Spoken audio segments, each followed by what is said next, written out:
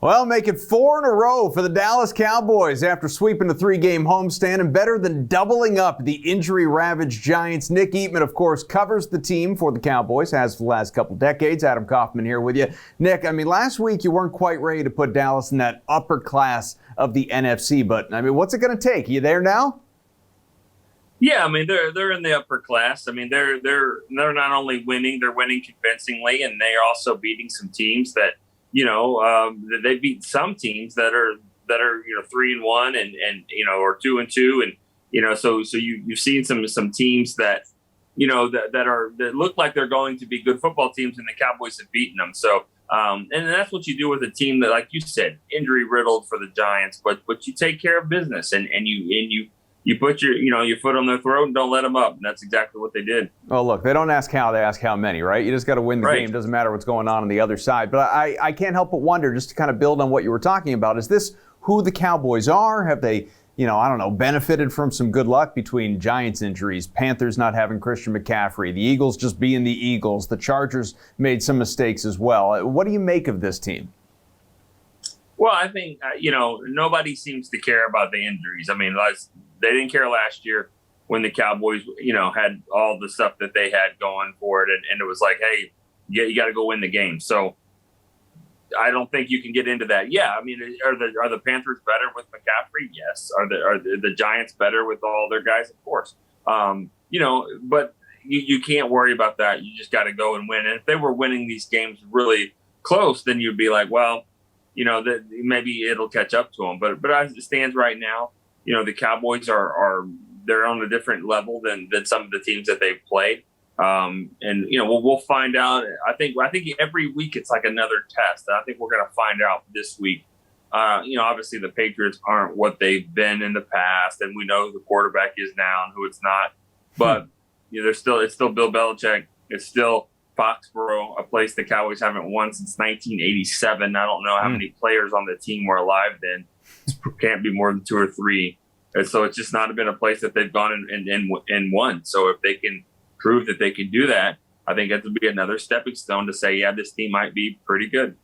We'll talk more about that game, but first let's kind of continue to look back a little bit on what the Cowboys did recently, because great games again. Dak Prescott, Ezekiel Elliott, that's 100-plus yards on the ground for Zeke back-to-back games. More on him in a moment as well. Dalton Schultz, he continues to be a focal point in this passing game. Heck, the Cowboys went for 515 yards of total offense, Nick. It's 121 points the last 3 weeks. Is there a weak link here in the mix? From the skill players, no. Not really. Little bit of issues, I think, that are popping up at center. But he's a young player and he'll get better. But as far as the skill players go, Dalton Schultz, I think, has a chance to probably make the Pro Bowl. And he's like their 4th or 5th option. But teams are going to have to make a decision here. And they're not going to just say, well, we're going to stop Schultz. That's not happening. So he's going to continue to be the beneficiary of those dink and dunk passes. You're going to have to make sure CD doesn't go by you. Mari Cooper, who's not even healthy, by the way, and still producing. Michael Gallup will get back into the mix. Of course, there's the two-headed monster at running game. And then with Dak, leading the way. Dak is he's not trying to rub the bellies of these receivers and make sure everyone's okay and make sure everyone's got, enough balls to go around. Dalton Schultz is going to be the guy that stands there after 8 yards, pops his hand, says, I'm ready, give it to me, turns upfield, first down. They'll continue to do that, and he'll continue to shine. And so I think it helps when you have a very unselfish football team spearheaded by Dak. Well, Dak may not be rubbing the bellies of his receivers, but maybe he's rubbing that feed me tattoo on Ezekiel Elliott's stomach, because this is the best rushing attack in the NFL for Dallas, at least, Nick, the last 4 games to this point, this winning streak, 800-plus yards. So did people, and we talked about this along the way, did people pick on Zeke a little too soon?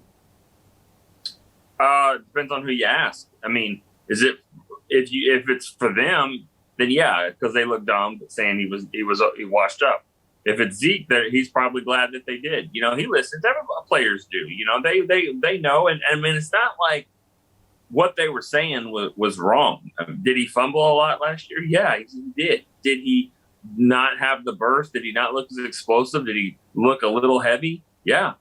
and he changed some of those things. You got to give him credit. He came into this offseason, and he was definitely committed to looking better, running better, being more focused. I think Dak helps with that. I think he felt the pressure of having to carry everything last year. But and how they're using Tony Pollard and Zeke together is really, it's masterful. So the stars are aligning perfectly for him. He's running the ball really well, and they're using him in a way that I think will help him, not just here in the first 5 games, but also hopefully in the last 5 games. Nick, death, taxes, and Trayvon Diggs interceptions. Another pick to give him 6 on the year. He's got at least 1 every single game. Despite the young stud's past success in college, seems that move at Alabama from receiver to cornerback is working out all right. Yeah, thank you, Nick Saban, for doing that. And it's funny because we actually started looking into that. The story has surfaced this week, and we kind of was like, all right, let's research that. And so the players at receiver at Alabama, it warranted the move. I mean, it was Calvin Ridley, and it was Henry Ruggs, and it was Jerry Jeudy, and Devontae Smith, Waddle. I think all first round picks, and so it makes sense to make that move. You wonder if it wasn't in Alabama. Let's say he went to Miami or Auburn or another top school, but not Alabama. Sure, he's probably just a wide receiver that's drafted and has a great career, just like the younger brother of Stephon Diggs and all that. So it's amazing that you got to give him some credit for not only making the move, but mentally saying, all right, I'm going to embrace this. I'm going to be the best that I can be. And here we are into his 2nd season, and there's not a cornerback playing better than him. All right, well, I want to build on that. Now, tell me if these numbers are wrong, because we were looking them up. I believe this is from Pro Football Focus. Now, as we know, I think you saw this, right? Like Diggs, obviously, he's got the most interceptions in the NFL, but he also has the most penalties. He is on pace to allow more yards from that cornerback position than anyone in history before him. Like, I'm looking at it right here. 1,119 yards since the stats started being recorded. That's the pace that he is allowing receivers at the moment. So, I don't know. Are we just sort of falling in love with the interception, turning a blind eye to everything else? Yeah. Yeah. Bend but don't break, right? I mean, it's not even bend but don't break. It's also I'm taking the football away. I mean, I'm stopping the whole thing. I just Pro Football Focus they do a great job, and we've written articles based off of their research and all that. And I the only thing that ever gets me about Pro Football Focus is when it comes to secondary, because they can study things as best they can, but they're not in the meetings, and they're not getting the calls, and they're not knowing exactly what every defensive back is supposed to do on that play. Because the world will tell you that Anthony Brown gave up a touchdown to Antonio Brown in week 1 against the Bucs. We saw it. We saw him was covering him. He ran by him, touchdown. Anthony Brown gave up the play. He's graded, as such. When in reality, that wasn't the case.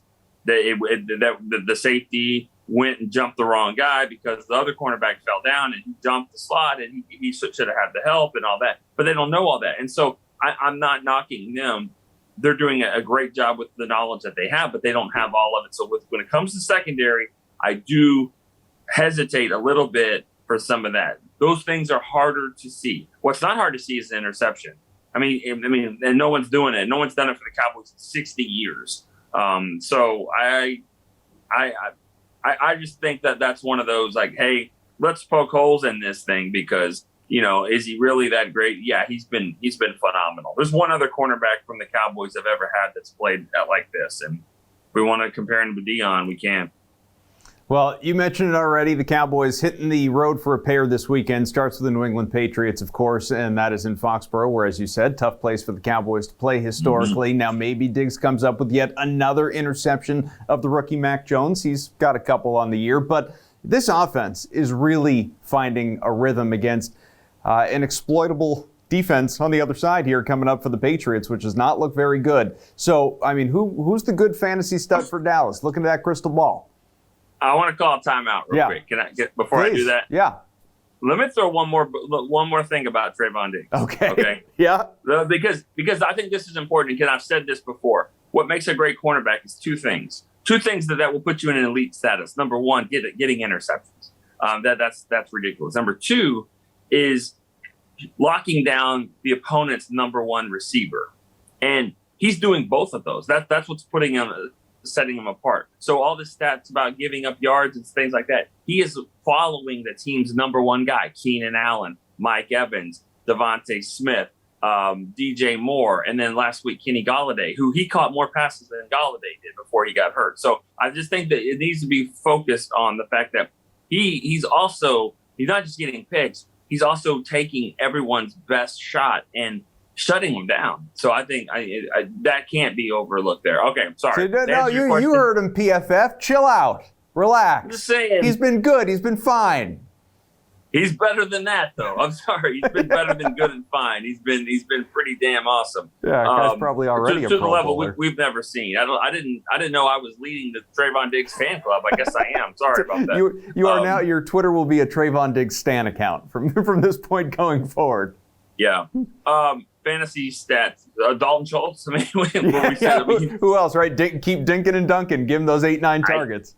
Yeah, I mean, boy, it'll be a great matchup, though. Kellen Moore is rolling right now as an offensive play caller, and he's going up against the best, in my opinion. I don't care what people say, but, was it Brady? Was it Belichick? I mean, Belichick is phenomenal. He is the GOAT. And what he did just in that game against Brady, the other day, I mean, just getting getting the rain up there in New England to happen. I mean, he can do anything. He pulls strings. It's gonna be amazing. This might be Trayvon Diggs calling me right now. I don't know. There's a phone call ringing here. Sorry about that. No, he appreciates your defense. Yeah, or it could be PFF saying, "Oh, let's talk about this." No, it's just like pulling names out of a hat. I mean, I think Zeke is running the ball really well. I would imagine CD's going to keep rolling though. I think CD would be a guy that I would go with, because I don't know if Amari's 100% healthy right now. He's going through the motions. He looks good at times, but I would stick with CD.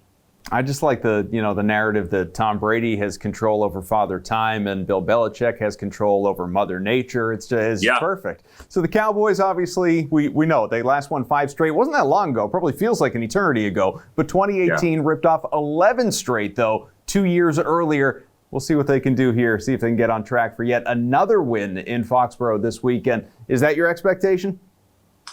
I do. I think they will. I can't believe I'm saying that, because, I mean, it's been so tough to get wins up there. But, 2011, the Cowboys were winning with 30 seconds to go and, gave up a touchdown. Brady just did what he had to do. Last year, 2 years ago in the rain, they had chances, they just couldn't function there in that weather, and which could happen again. Again, Tom Brady. I think that they're close. They've been close to winning this game. I think they'll get over the hump and beat a team that they should be better than. So it'll be a close game. I do think they win. This is a huge game for them, though. Going into the bye week, got a lot of guys that are injured that are going to be coming back. You can get to 5-1 with a bye week. That'll just be phenomenal, especially when you think how close they were to winning that first game. They could have lost to the Chargers. They could have beaten the Bucs. Those things kind of even out. The other games have been rather one-sided, and the Cowboys have controlled. So I think this is a big step for them.